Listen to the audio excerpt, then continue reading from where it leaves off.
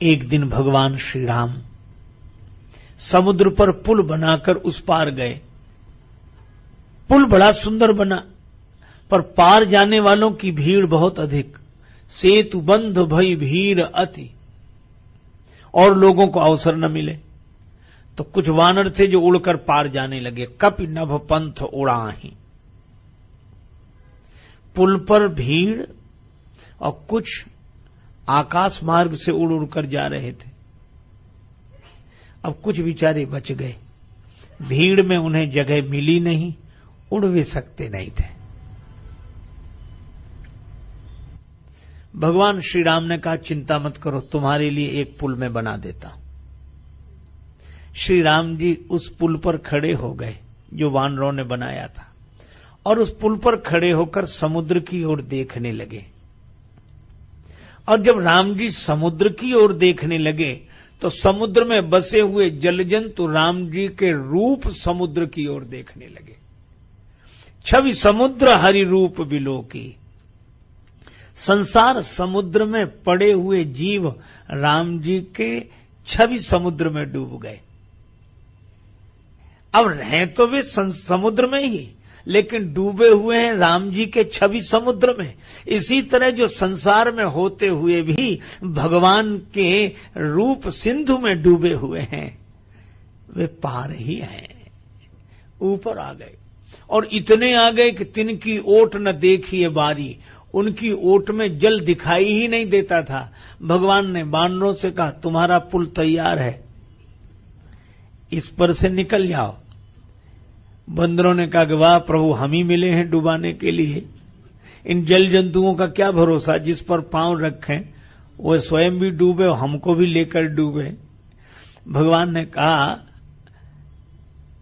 परीक्षा कर लो। और जीव का यही दुर्भाग्य है कि उसे अपने पुरुषार्थ पर तो भरोसा है, भगवान की कृपा पर भरोसा नहीं है। बंदरों ने परीक्षा की, उन पर पत्थर गिराए, वृक्ष गिराए, पर प्रभु ही बिलो कहीं टरे ही न टारे। वे तो भगवान के रूप समुद्र में ऐसे डूबे थे कि अपनी जगह से हिल नहीं रहे हैं। तो अपर जलचरणी ऊपर चढ़ी चढ़ी पा रही जाहे। उन जलचरों के ऊपर से वानर पार गए। उस तरफ वानरों ने भगवान से कहा कि प्रभु, जब आप इतना सुंदर पुल बना सकते थे तो हम लोगों से पत्थर पहाड़ क्यों ढुलवाए? ये हैरानी परेशानी क्यों? भगवान ने कहा, वानरों, तुमने यह तो देखा कि मैंने पुल बना दिया, लेकिन यह नहीं देखा किस पुल पर खड़े होकर पुल बनाया।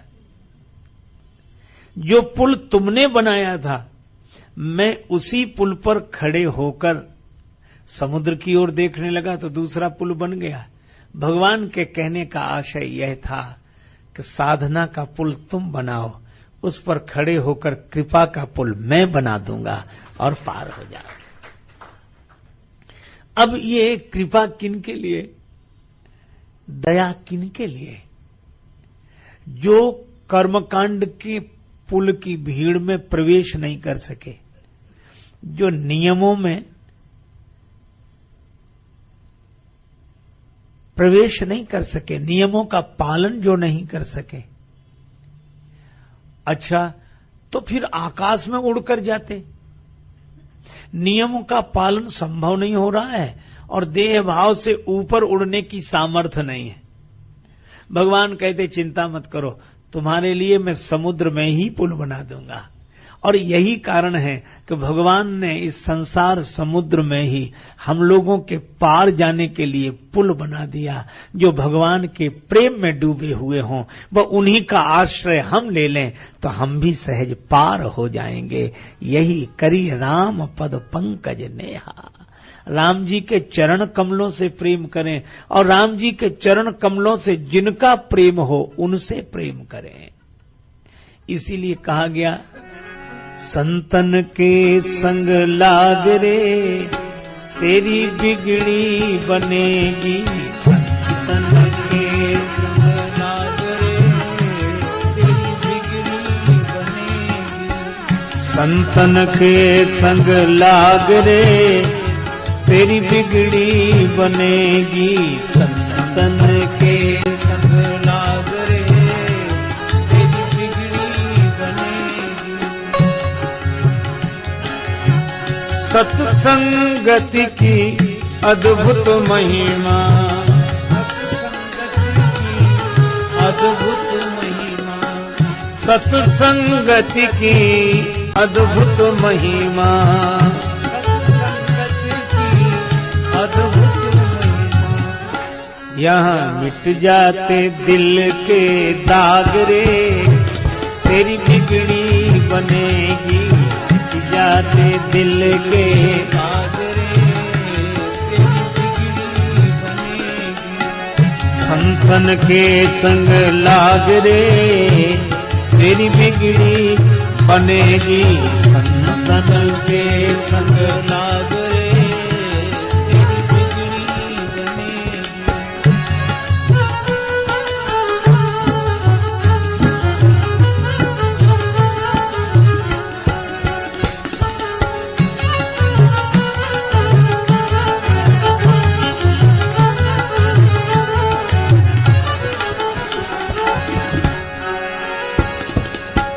भक्ति ज्ञान वैराग्य मिलेगा। भक्ति वैराग्य मिलेगा। मिले राम चरण अनुराग रे तेरी बिगड़ी बनेगी।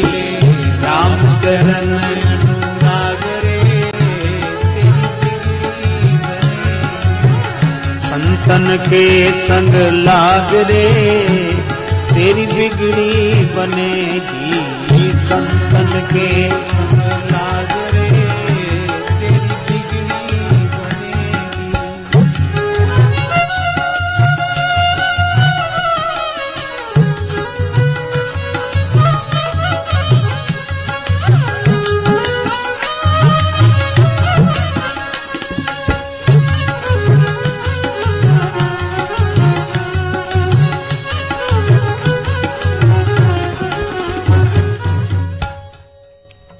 अद्भुत महिमा है सत्संग की।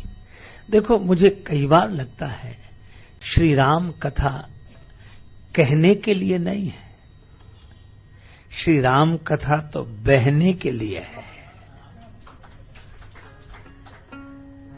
कथा में कुछ कहा न जाए, कथा में तो बहा जाए। इसीलिए श्री तुलसीदास जी कहते हैं, पूछे रघुपति कथा प्रसंगा, सकल लोक जग पावनी गंगा। श्री राम कथा मार्ग नहीं है जिस पर चला जाए। श्री राम कथा तो गंगा जी हैं जिनमें बहा जाए। और गंगा जी के किनारे जितने घाट हैं यही सब संत हैं। किसी भी संत के माध्यम से इस कथा गंगा में बहा जाए। इन किसी भी घाट से उतरे, गंगा जी एक ही है। आप अपने मकान में रहते हैं, द्वार हो, दरवाजा हो, रोशनदान हो, खिड़की हो, उसी के द्वारा प्रकाश भीतर प्रवेश करता है।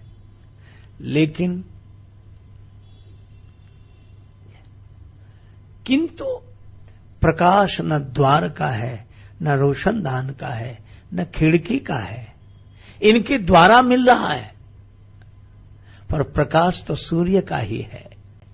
इसी तरह किसी के द्वारा मिले, प्रकाश तो परमात्मा का ही है, आनंद तो परमात्मा का ही है।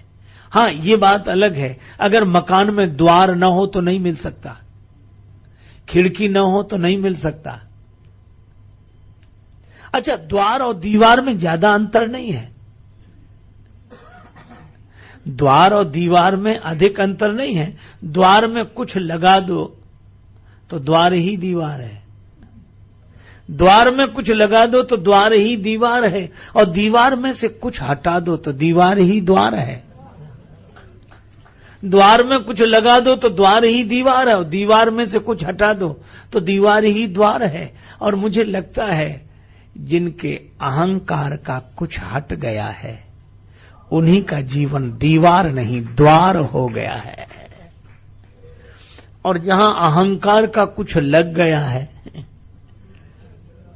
वह दीवार हो गया है। अपनी खुद ही पर्दा है दीदार के लिए, वरना कोई नकाब नहीं यार के लिए। तो जैसे कोई द्वार बनता है वैसे ही परमात्मा का प्रकाश आने लगता है। इसीलिए हम लोग गुरुदेव के स्थान को द्वार बोलते हैं, गुरुद्वारा, क्योंकि सदगुरु द्वार ही होता है। जो द्वार क्या है? जो होकर भी ना हो। द्वार है तो, पर उस है को खोजने जाए तो है कहां? वह तो खाली है। तो जो होकर भी ना हो उसे द्वार कहते हैं, और गुरुदेव वही जो होकर भी न हो, जो हैं।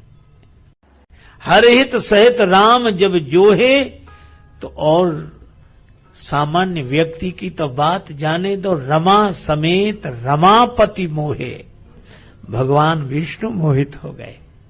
इतना सुंदर रूप देखकर आनंद से प्रेम से भर गए। भगवान शंकर भी गए, सभी देख रहे हैं। देखो सखी छवि सिय बन रेगी, देखो सखी छवि सिय बन रेगी, देखो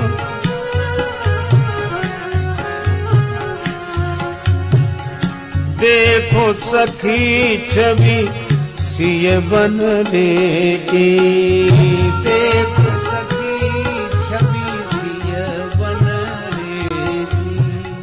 अजय इतना सुंदर सुहावना रूप, घोड़े पर बैठे,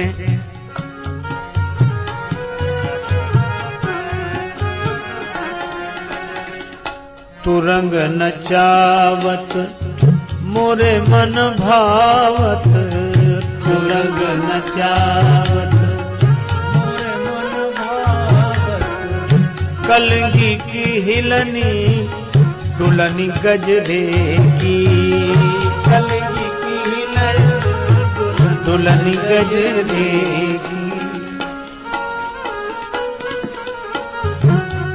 घोड़े पर बैठे और घोड़े पर बैठकर जब चलते हैं तो घोड़ा झूमते हुए जाता है। घोड़े पर बैठे बैठे भगवान भी हिलते हैं। कलंगी की हिलनी दुल्हनी गजरे की, श्री रघुराज की मद भरी अखियां, श्री रघुराज की मद भरी अखियां, लागत चोट ही नजरे की, लागत चोट ही नजरे की। देखो सखी छवि सिय बन रेगी, देखो सखी छवि सिय बन रेगी। अब भगवान श्री राम का ऐसा सुंदर भुवन विमोहन स्वरूप और सौंदर्य देखकर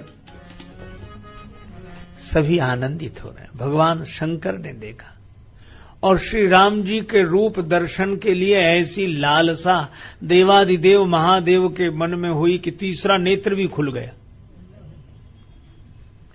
लेकिन आश्चर्य करो, उस तीसरे नेत्र से आग बरसी ही नहीं। शंकर राम रूप अनुरागे, नयन पंच 10 अति प्रिय लागे।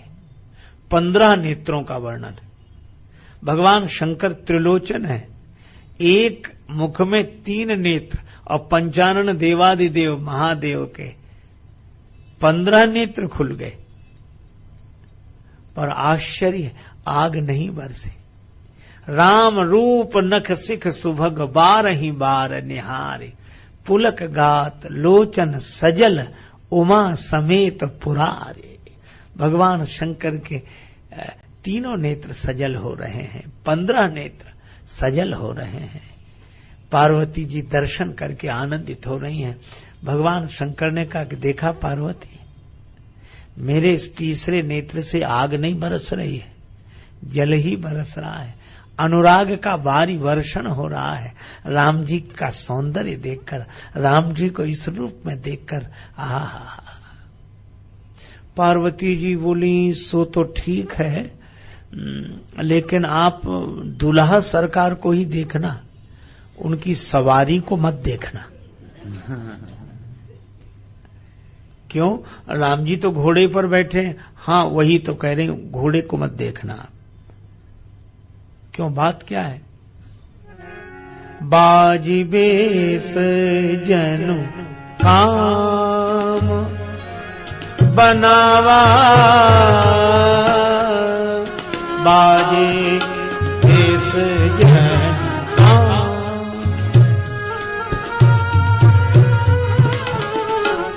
बाजे बेस जनु काम, बाजी बेस जनु काम,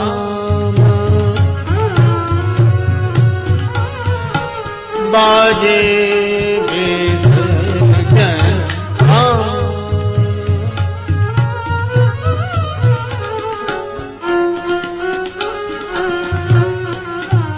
काम बनावा बाजे बेस जनु काम, बेस जनु काम, बेस जनु काम। जनु बाज वेश बनाय मनसिज राम हित अति सोहाई। ऐसा लगता है कि राम जी की सवारी के रूप में जो यह घोड़ा है, यह काम ही बन गया है। काम ही राम जी के घोड़े के रूप में। तो पार्वती जी बोली आप राम जी की ओर ही देखना, ये सवारी की ओर मत देखना, नहीं तो आपका तीसरा नेत्र अभी आग बरसाने लगेगा। शंकर भगवान ने कहा कि नहीं पार्वती, मेरा तीसरा नेत्र आग नहीं बरसाएगा। क्यों? अरे ये काम अब किसी काम का हो गया, नहीं तो अब तक किसी काम का नहीं था। जिस काम को देखकर अग्नि नेत्रों में पैदा हुई थी, वह काम आम पर बैठा था और इस काम पर श्री राम बैठे। वह काम स्वच्छंद था और इस काम की लगाम तो राम जी के हाथ में है। और जिस काम की लगाम राम जी के हाथ में हो, वह काम वंदनीय है। काम स्वतंत्र हो अच्छा, पर काम स्वच्छंद ना हो। धन्य है वह काम जिसने अपनी लगाम राम जी के हाथ में दे दी। अर्जी हमारी और मर्जी तुम्हारी है, प्रभु जैसी आपकी इच्छा। यह काम भी वंदनीय हो गया। अच्छा, वह काम शंकर जी बोले वह तो आम की ओट में छिपकर मुझ पर ही आक्रमण करने लगा है। और कितना सुंदर संकेत है, काम जब चोट करता है किसी न किसी की ओट से ही करता है। काम जब चोट करेगा किसी न किसी की ओट से करेगा, और जिसकी ओट से चोट करेगा वह आम ही होता है, कोई खास नहीं होता है।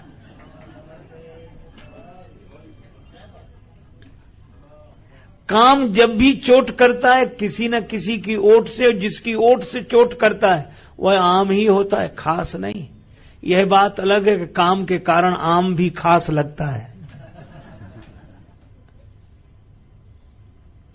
और इसीलिए शिवजी को बाण लगा,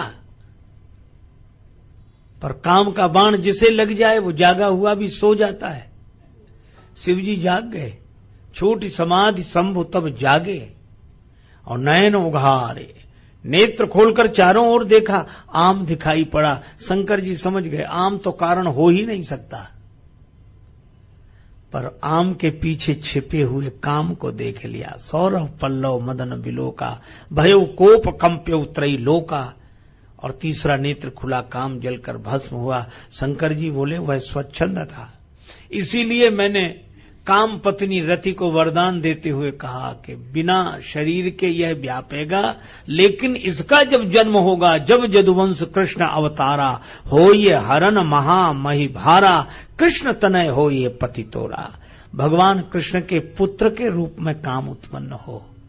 और कितनी अद्भुत बात है, भगवान के कारण काम उत्पन्न हो। और बड़भागी हैं वे लोग जो भगवान को पाने की कामना से भरे हैं। यही भगवान का पुत्र बन जाना है काम का। शंकर जी ने कहा ये काम तो किसी काम का हो गया, वहां तो कृष्ण तनय के रूप में और यहां राम जी के अश्व के रूप में लगाम लगी है। लगाम राम जी के हाथ में है। यह काम वंदनीय है, निंदनीय नहीं। और इसी को गीता गायक भगवान गोविंद कहते हैं कि जो धर्म सम्मत काम है वह मेरा ही स्वरूप है। धर्मा विरुद्धो कामोस्मि भरत ऋषभ। धर्म सम्मत काम मेरा ही स्वरूप है। और इसीलिए हमारे यहां एक बड़ी अद्भुत बात है, काम की निंदा नहीं है और काम की वंदना भी नहीं है। आपने एक गंभीर बात में निवेदन कर रहा हूं, हमारे यहां काम के दो रूप हैं। काम देव कहते हैं हम लोग, क्रोध देव नहीं कहते, लोभ देव नहीं कहते, पर काम देव। काम देवता है। काम की हमारे यहां इतनी वंदना है, महिमा है कि 4 पुरुषार्थों में एक काम है, धर्म अर्थ काम मोक्ष। लेकिन दूसरी तरफ काम विकार है। तो काम विकार भी है और काम देव भी है। तो काम जब देव तुल्य होता है तब उसकी वंदना है, और काम जब विकार होता है तब उसकी भर्त्सना है। आप ऐसे सोचो जैसे आपकी उंगली में नाखून, इसका नाम ही है नाखून, जिसमें खून हो ही नहीं। तो उंगली से ऊपर जब नाखून निकलता है तो हम उसे काट देते हैं, पर उंगली से लगे हुए नाखून को नहीं काटते हैं। उसमें खून है और यह नाखून है, काट देते हैं। इसी तरह काम जब सीमा से ऊपर जाए तब वो विकार है, तब उसे काट देना चाहिए। और काम जब अपनी मर्यादा में रहे तब उसे रहने देना चाहिए। इसलिए हम लोगों ने काम की निंदा नहीं की,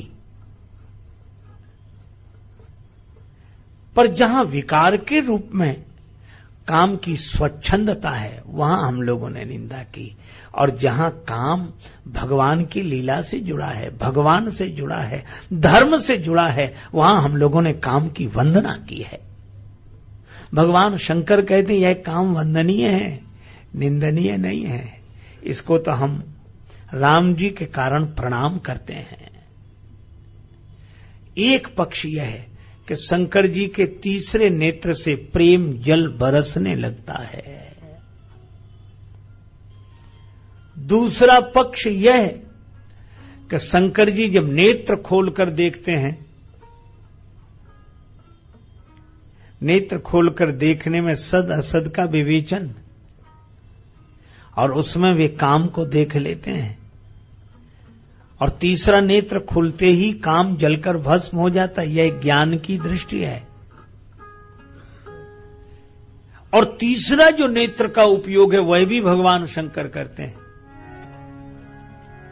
शंकर सहज स्वरूप सम्हारा, शंकर सहज स्वरूप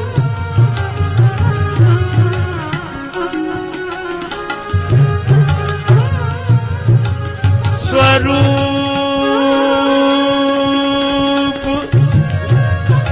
समारा।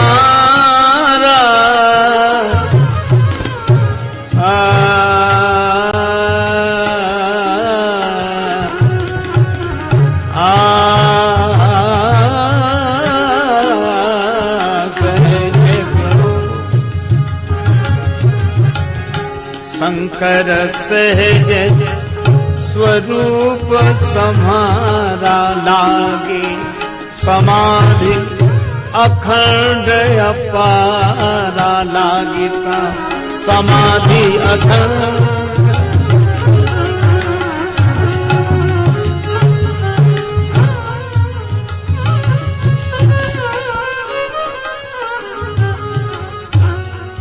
शंकर जी की समाधि लग गई। समाधि में नेत्र बंद, दोनों नेत्र बंद, और नेत्र जब खुले रहेंगे तब सद असद दोनों देखेंगे। सद असद विवेचनी बुद्धि को पंडा कहा, विवेकवती। और समाधि हो गई तो न सद न असद, एक ही सत्य स्वरूप परमात्मा, दूसरा रहा ही नहीं। यह विज्ञान की स्थिति। नेत्र खुल जाए तो ज्ञान की स्थिति, नेत्र बंद हो गए तो विज्ञान की स्थिति, और नेत्रों से वर्षा होने लगी, यही भक्ति की स्थिति। भगवान शंकर के नेत्रों से प्रेमाश्रु बरसते हैं और वे भगवान श्री राम जी का विवाह देखते हैं और इतना आनंद पूर्वक देखते हैं राम जी का विवाह। राम जी के विवाह में शंकर जी देवताओं को समझाते हैं। असल में भगवान की इन सगुण लीलाओं का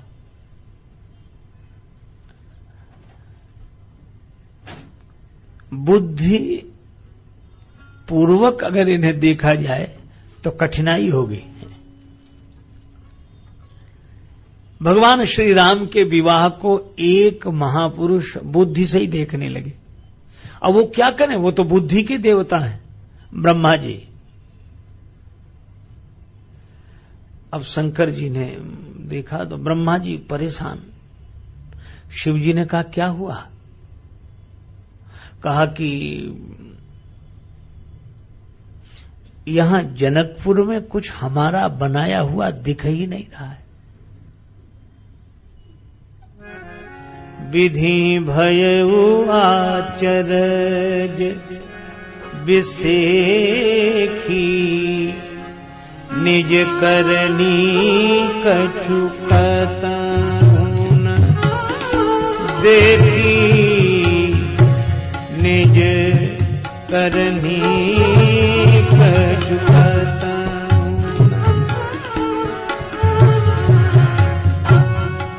कतहु न देखी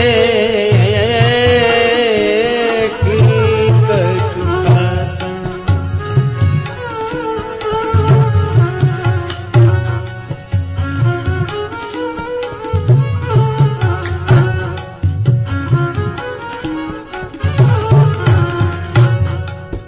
करनी कछु कतौ कछु कतौ कछु कतौ।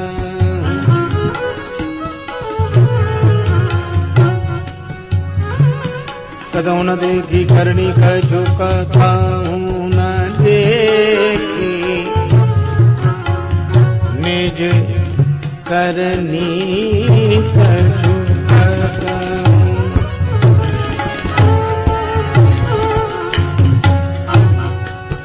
करनी कछु कतौ करनी कछु कतौ करनी कछु कतौ।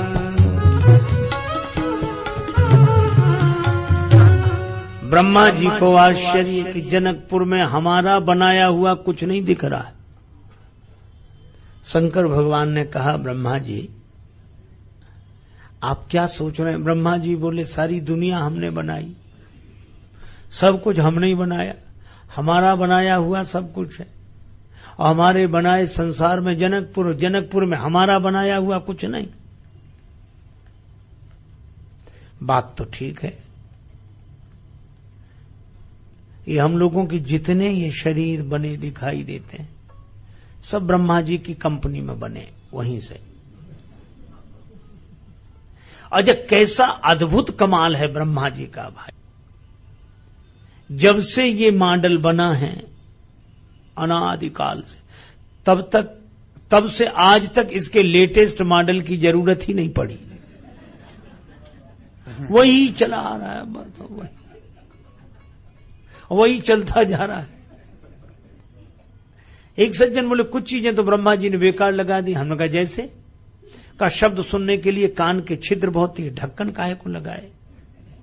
हमने कहा ब्रह्मा जी जानते थे आंख कमजोर होगी, चश्मा लगेगा, तो चश्मे के हैंडल कहां रहे, इसलिए पहले से व्यवस्था है। तो ब्रह्मा जी ने तो सारा संसार बनाया, क्यों ना उन्हें ये हो। शंकर जी ने कहा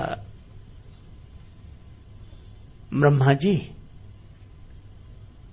ये उनका विवाह है जिन्होंने आपको बनाया है, और बाप के विवाह में बेटा अपनी करनी देखना चाहे तो कहां मिलेगी उसे देखने के लिए। ब्रह्मा जी बोले यह तो कोई बात नहीं हुई, ऐसे तो बेटा बाप का विवाह भी नहीं देख सकता, पर हम तो देख रहे हैं।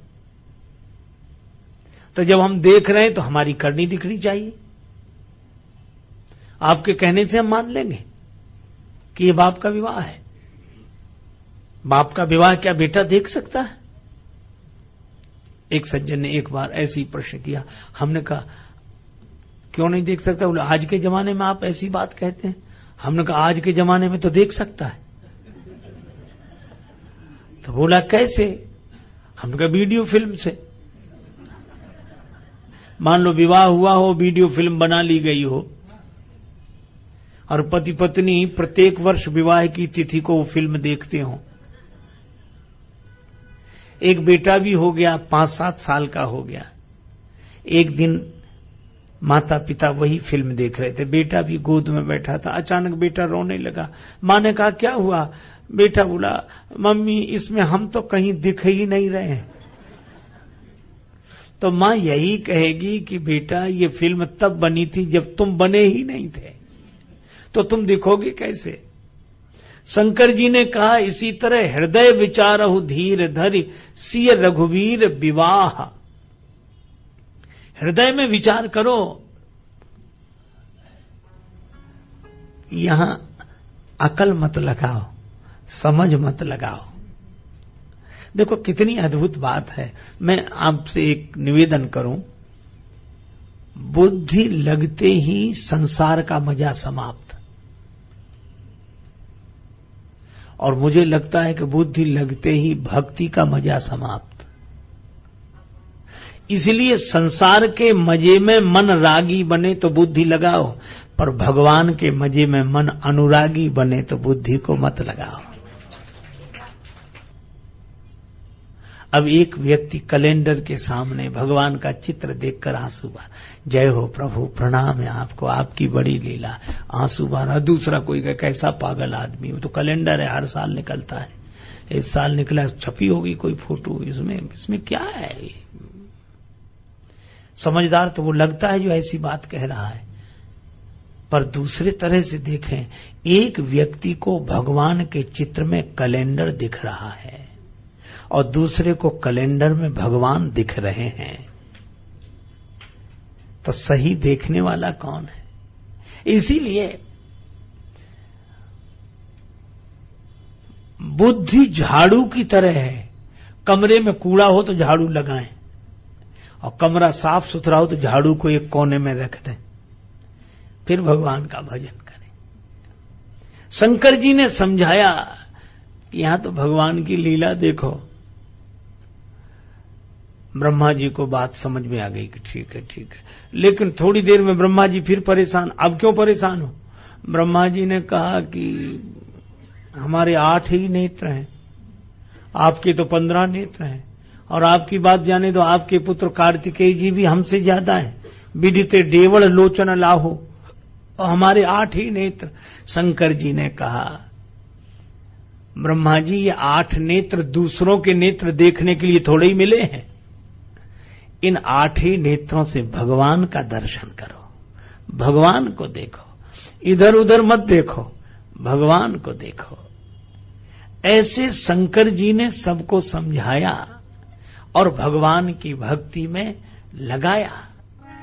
क्योंकि वे कहते हैं करिए राम पद पंकज नेहा करिए राम पद पंकज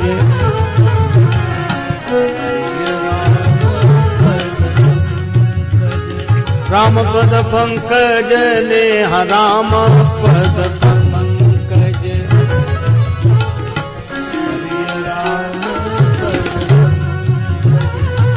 नेहा करिए राम पद पंकज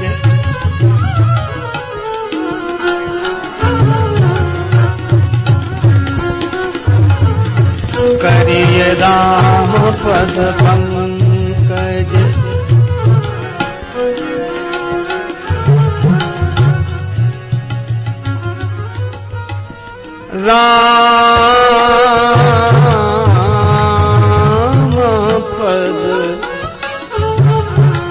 राम पद पंकज राम पद पंकज राम पद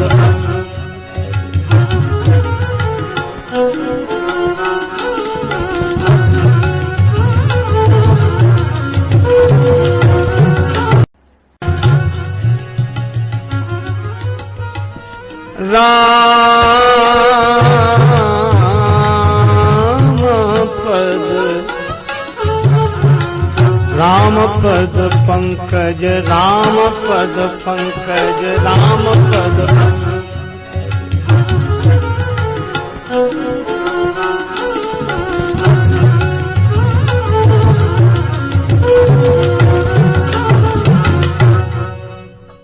भगवान से अपना नाता जुड़ जाए। देखो, भगवान शंकर राम जी से नाता जोड़ लेते हैं, श्री जानकी जी से नाता जोड़ लेते हैं। ब्रह्मा जी से भी कहा कि ये बौद्धिकता छोड़कर थोड़ा मान लो। मुझे भी लगता है कि कभी कभी आंख बंद करनी भी पड़ती है, हमेशा आंख खुली नहीं रख सकते। अच्छा, अगर हमेशा आंख खुली रखेंगे तो विश्राम मिलेगा कैसे? कहीं कहीं आंख मूंदनी भी पड़ती है। कब आंख खुल गई, बहुत खुल गई, दिन भर देख लिया, अब थोड़ा आंख बंद कर लें। अच्छा, एक बात सोचो आप, अगर हम आंख बंद नहीं करेंगे तो आंख खुलेगी कैसे? एक बार एक सज्जन मुझे मिले, कहने लगे मेरे बेटे को समझाओ। हमने कहा भैया हम किसी को नहीं समझाते, भगवान के गुण गाते हैं। बोले नहीं, इसे समझाओ। वो आया, उसने कहा कि पिताजी कहते हमें समझाओ, हम कहते इन्हीं को समझाओ। वो विदेश में कहीं रहता था। कहने लगे ये इनको क्या आदत पड़ी है, ये कथाओं में जाते हैं, इधर उधर अपना समय बर्बाद करते हैं, 2-2 घंटा बैठे रहते हैं और ऐसे ही बैठे रहते हैं, वैसे ही आ जाते हैं, कितना समय बर्बाद करते हैं। अगर ये इतने समय में कुछ काम करें तो कितनी उन्नति हो देश की। पर यहां तो ये अद्भुत है कि जो देखो वही 2-2 ढाई घंटे ऐसे ही बिता देता है। कोई कीर्तन में बिताता है, कोई कथाओं में बिताता है, कोई कहीं। ये तो एक तरह से मन कहीं नहीं लग रहा है तो मनोरंजन है। इससे होगा क्या? कुछ नहीं होगा। देश की उन्नति नहीं होगी, प्रगति नहीं होगी। अगर ये इतने फालतू समय को बर्बाद न करके कुछ काम करते तो कितनी उन्नति होती, हम कितना निर्माण करते, हम कितना आगे बढ़ते। पिता बोले ऐसी बातें करता है महाराज ये। तो हमने उनसे कहा कि इनको तो हम बाद में समझाएंगे, पर हम तुमसे पूछते हैं। बोले हाँ पूछो। मैं तो बराबर परिश्रम करता हूं और ऐसे करता हूं। अच्छा, हमने ये सब करने के बाद सोते हो कि नहीं? बोला हाँ सोता हूं, समय से सो जाता हूं महाराज, बिल्कुल। हमने कहा जितनी देर तुम सोते हो उस सोने में करते क्या हो? कुछ बनाते हो? देश की उन्नति के लिए कोई यंत्र बनाते हो, कुछ ऐसे करते हो कुछ? बोलो उस समय कुछ नहीं करते, हम पड़े रहते हैं, शांत पड़े रहते हैं। हमने कहा उस समय तो कुछ नहीं करते। बोले कुछ नहीं। हमने कहा को ये 5-6 घंटे बर्बाद करते हो, इसमें ही कुछ किया करो, कितनी उन्नति होगी। अब बोला ऐसे तो हमने कभी सोचा नहीं। तो हमने कहा कि जिस समय तुम कुछ नहीं करते हुए दिखाई देते हो, उस नींद में ही तुम्हारा मन ऊर्जा प्राप्त करता है, शक्ति प्राप्त करता है, तुम्हें अंदर से शक्ति मिलती है, और उसके बाद तुम जागते हो तो स्वस्थ होकर फिर कार्य में लग जाते हो। जिस समय तुम कुछ नहीं करते हुए दिखाई देते हो, उस समय भी तुम्हें शक्ति मिल रही होती है। इसी तरह जिस समय यह कथा सुनते हैं, कीर्तन सुनते हैं, कुछ नहीं करते हुए दिखाई देते हैं, उस समय भी इन्हें ऊर्जा मिल रही होती है, शक्ति मिल रही होती है, जिससे इनका जीवन निर्मित होता है। समाज परिवार के लिए उत्तमोत्तम कार्य कर सकते हैं। यह ऐसा अद्भुत नशा, भगवान की भक्ति में कोई डूबा हुआ हो। आप गहरी नींद से सोकर जागे, एकाएक जागते झगड़ा नहीं कर सकते किसी से। कोई कर भी रहा होगा तो बड़े धीरे से कहेंगे रहने दो, काहे को, अरे भाई तुम ही मान जाओ, तुम ही। तो जैसे सोने के बाद आपकी यह स्थिति होती है, यही स्थिति भगवत भजन के बाद होती है, भगवान की भक्ति में डूबा हुआ व्यक्ति भी। अच्छा, सारे कार्य करता है। श्रीधाम वृंदावन में एक गोपी आवाज लगाते हुए घूम रही है, कोई खरीद लो, कोई खरीद लो, मैं बेच रही हूं। क्या बेच रही हो? मैं हूं निंदिया बेचन वाली,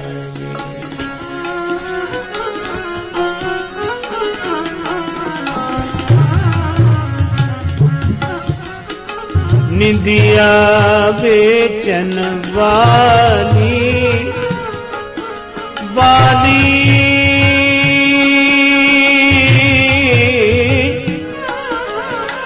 निंदिया बेचन वाली, निंदिया बेचन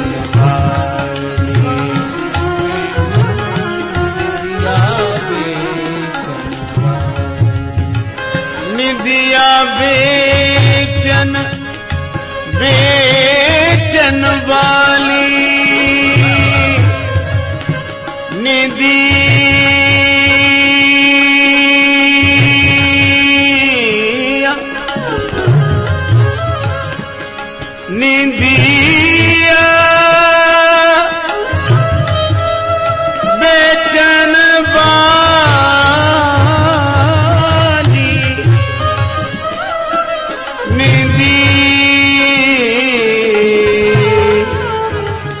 निंदिया बेचन वाली, निंदिया बेचन,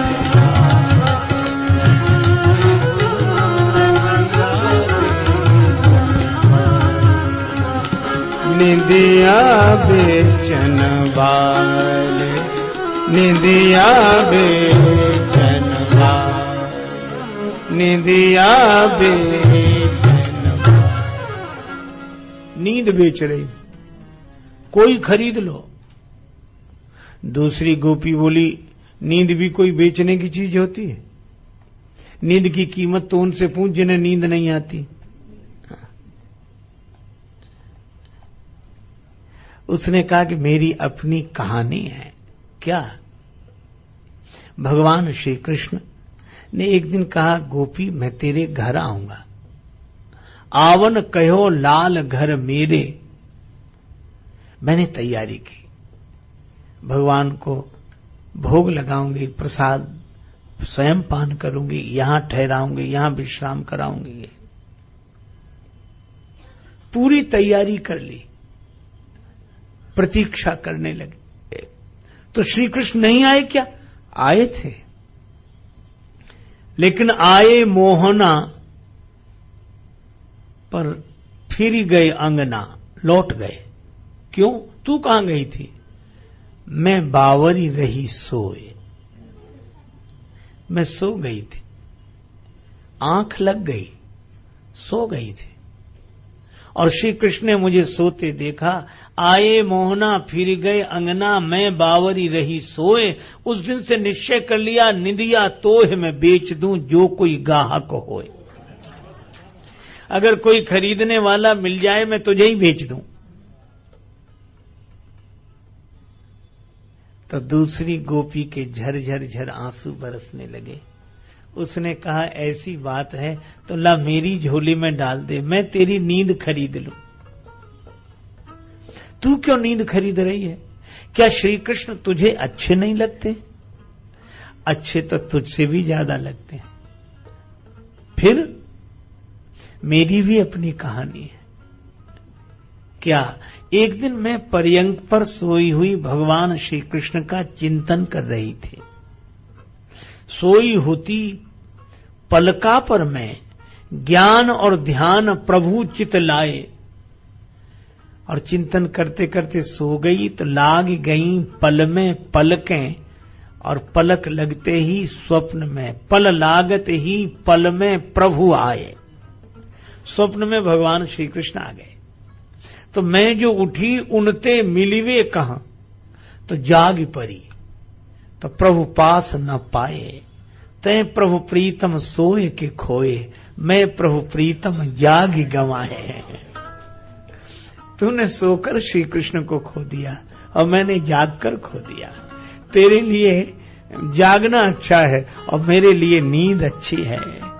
और श्री तुलसीदास जी कहते हैं, हमारे लिए दोनों ही अच्छे हैं। कहीं सत्य प्रिय वचन विचारी, जागत सोवत शरण तुम्हारे। सचमुच मतलब तो श्री कृष्ण के प्रेम से है, श्री कृष्ण के मिलन से है, श्री राम जी के मिलन से है। जागते सोते भगवान के सहारे, भगवान के आश्रित, भगवान के आधार पर। करिए राम पद पंकज नेहा। हे भगवान, आपके चरणों का आश्रय, आपके चरणों का सहारा, बस यह विनती है। पल पल छिन छिन रहे ध्यान तुम्हारे चरणों में। अब सौंप दिया इस जीवन का सब भार तुम्हारे चरणों में। चाहे जीवन मुझ पर भार बने, चाहे बैरी सब संसार बने, चाहे मौत गले का हार बने, रहे ध्यान तुम्हारे चरणों में। भगवान के श्री चरणों का आश्रय, चरणों का चिंतन। अच्छा, चरण इतने अद्भुत हैं। श्री हनुमान जी महाराज से भगवान ने कहा, हनुमान आओ तुम्हें हृदय से लगा लो। हनुमान जी बोले, प्रभु चरणों में ही अच्छा हूं। चरण पर प्रेमाकुल, त्राहि त्राहि भगवंत, त्राहि त्राहि त्राहि त्राहि भगवंत। अब तो बार बार प्रभु चाहि उठावा, प्रेम मगन तेहि उठव न भावा।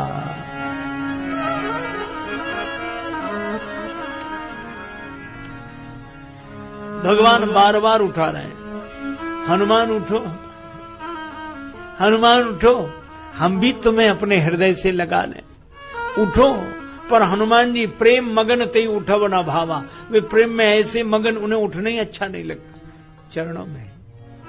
राम जी ने कहा कि हनुमान, मैं तो तुम्हें हृदय से लगाना चाहता हूं, और तुम चरण नहीं छोड़ रहे हो। हमने तो सुना था तुम ज्ञानी हो, और ज्ञानी की दृष्टि में कोई भेद नहीं होता, सब अभेद, कोई भेद नहीं।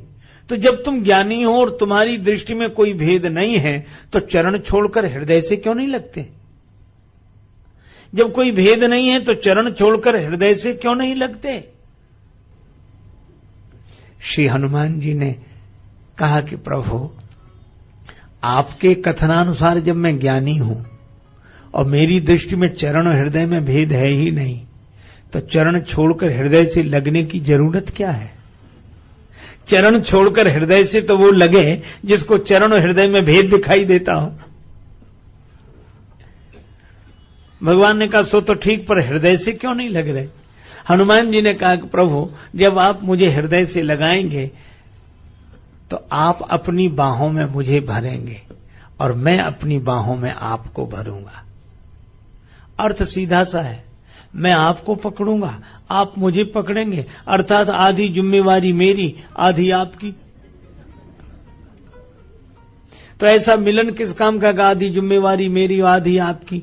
फिर आपके चरण अच्छे हैं, इन चरणों में जो गिर जाए उसकी पूरी जिम्मेवारी आपकी ही होती है। सचमुच भगवान के चरणों में जो गिर जाए उसकी पूरी जिम्मेवारी भगवान की। और सचमुच हनुमान जी से जानकी माता ने कहा, करई बहुत रघुनायक छोह, राम जी बहुत कृपा करेंगे, राम जी बहुत छोह करेंगे। और सचमुच जानकी माता ने संबंध बना दिया, क्योंकि जानकी माता से हनुमान जी ने संबंध जोड़ लिया। एक बात केवल, राम जी ने कहा कि हनुमान तुम सेवक हो, मैं सेवक सचराचर रूप स्वामी भगवंत। हनुमान जी जब सेवक थे तो भगवान के चरण बार बार पकड़ते हैं, बार बार भगवान बार बार स्मरण। और अब हनुमान जी को भगवान बार बार प्रोचाई उठावा, और पहले बार बार रघुवीर सम्हारी, हनुमान जी बार बार, और अब राम जी बार बार। तो कहा ऐसा क्यों? हनुमान जी ने कहा तब मैं सेवक था और सेवक बार बार स्वामी को संभाले, और अब मैं सुत होकर लौटा हूं, अब सुत को बार बार भगवान संभाले। तो तुम उठकर हृदय से नहीं लग रहे हो। कहा ये तो सुत की मर्जी है, उसे उठना होगा उठेगा, नहीं उठना होगा नहीं उठेगा। माता का संबंध जानकी माता ने स्वीकार किया। प्रभु मिले तो हनुमान जी सेवक, और जब जानकी माता मिली तो हनुमान जी पुत्र, और जब पुत्र रूप में जानकी माता ने स्वीकार कर लिया तो राम जी ने भी स्वीकार कर लिया। सुन सुत तो है उरिन में नाही, पुत्र कहा, और जब पुत्र कह ही दिया तो हनुमान जी कहते हैं अब इन चरणों को छोड़कर कहां जाऊं। चरण परेउ प्रेमाकुल त्राहि त्राहि, भगवंत आपके चरण ही मेरे जीवन सर्वस्व हैं। ऐसे राम जी के चरणों में जो प्रेम करते हैं यही धन्यता का लक्षण है। सब कर मत खगनायक एहा, करी राम पद पंकज नेहा। सब कर मत खगनायक एहा, सब कर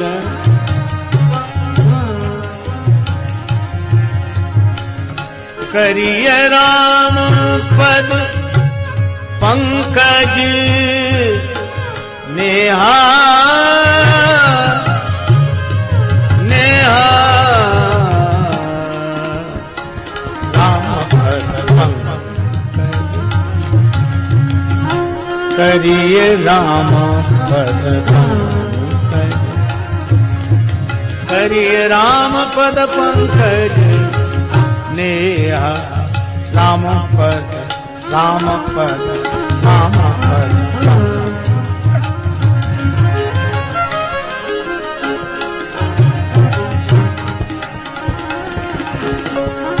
करिय राम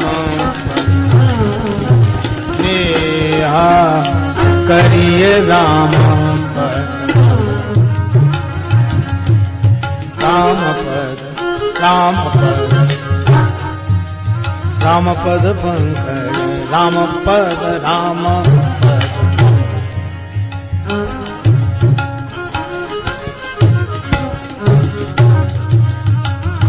नेहा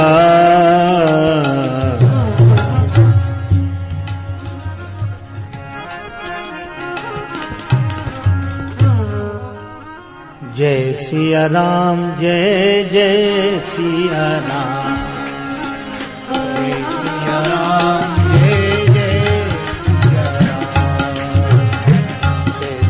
जय सिया राम जय जय सिया राम जय सिया राम जय जय सिया राम जय जय सिया राम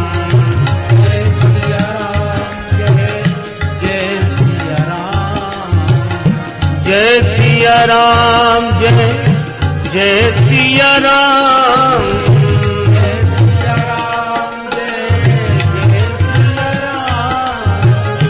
जय सिया राम जय जय सिया राम जय सिया राम जय जय सिया राम जय सिया राम जय जय सिया राम